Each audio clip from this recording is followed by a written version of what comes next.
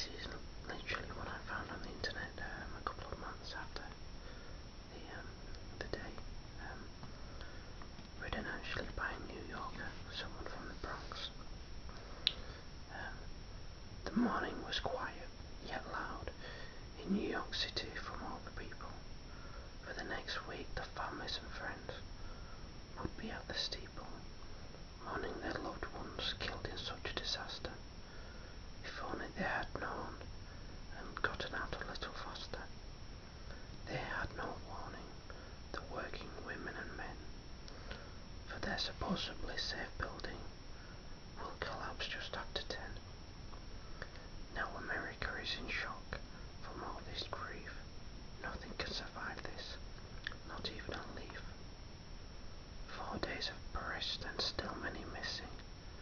Streets are crowded with families and friends, hugging and kissing. Helpers from all over the world come to see if they can find at least someone among the debris. Not only did the innocent workers lose their lives, but now it's the innocent helper who dies. All around America, people are giving their love, donating or hoping, and praying for those above. All at the same time, everyone is upset and mad, just thinking about all those families without their mum or dad. It makes me want to cry inside. God bless and rest in peace for all of those who died. As I say, that was written by a New Yorker not long after the day. I mentioned in previous videos of Sig 29er.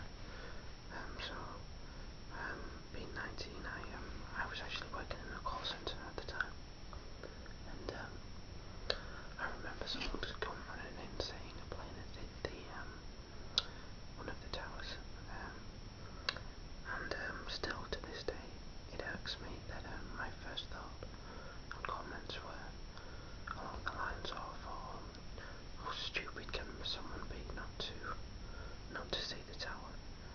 Anyway, I got on with things. 10-15 minutes later, someone comes running back in, another one. That's it. Run to watch the TV in the TV room. And then it hit home. It hit home what was happening.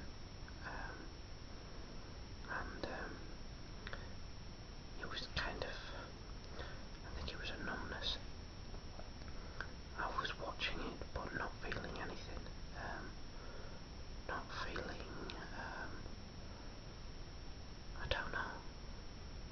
Not because I wasn't upset, because to this day it still upsets me. I think it was a sense of disbelief, a sense of, this looks like an action film, surely this is an action film, you know, and the amount of people to this day who said they were flicking channels and thought they were seeing a trailer.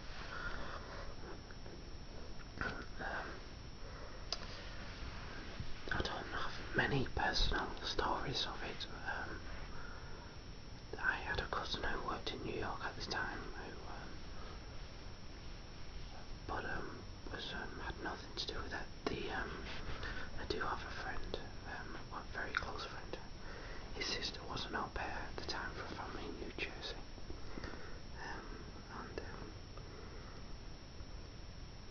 That morning, the dad kissed the kids goodbye, kissed his wife goodbye. That night, he never came back. And he was one of the souls taken. Those kids, 5 and 7, lost their dad through nothing but pure evil.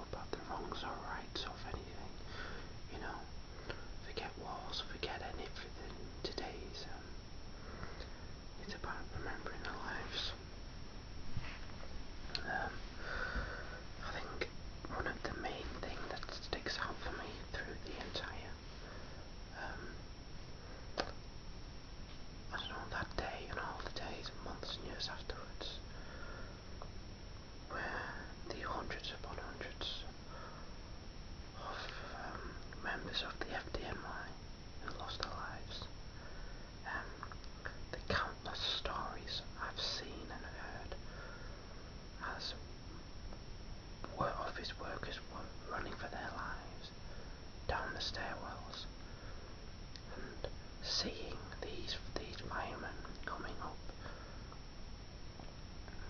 carrying unbelievable amounts of baggage and equipment with them, and only now can we say, walking to their deaths, they did their job. They did their job well. They did their job proud. And to this day, having been over to New York in 2003, it's I think one of my proudest moments was having a picture kindly taken with two firemen. For anyone who listens to this over in New York, if anyone, you've certainly got yourself a good set of lads there, and I suppose lasses, but it amazes me. And this brings me to the second poem. This poem was actually written by a firefighter in November of 2001.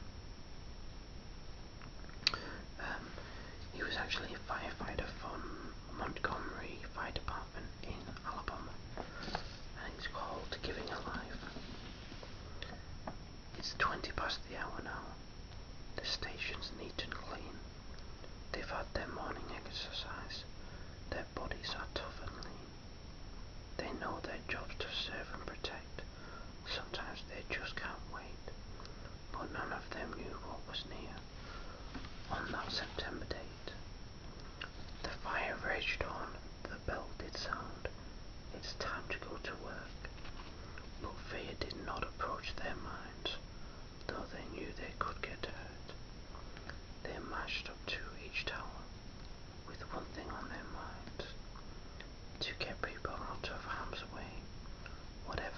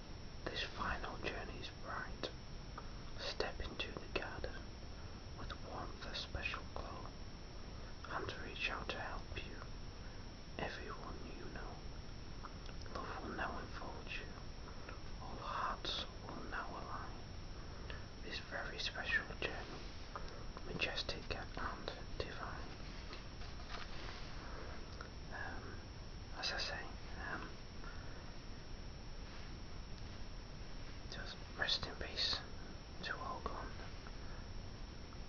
And this has been Mikey's Whispers.